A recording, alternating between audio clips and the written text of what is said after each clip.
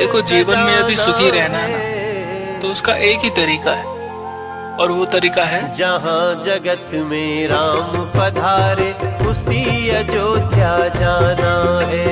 जहाँ जगत में राम पधारे उसी अयोध्या जाना है। 5 सदी के इंतजार को, 5 सदी के इंतजार को मिलकर हमें सजाना है। जहाँ जगत में राम पधारे उसी अयोध्या जाना है। जहाँ जगत में राम पधारे उसी अयोध्या जाना है।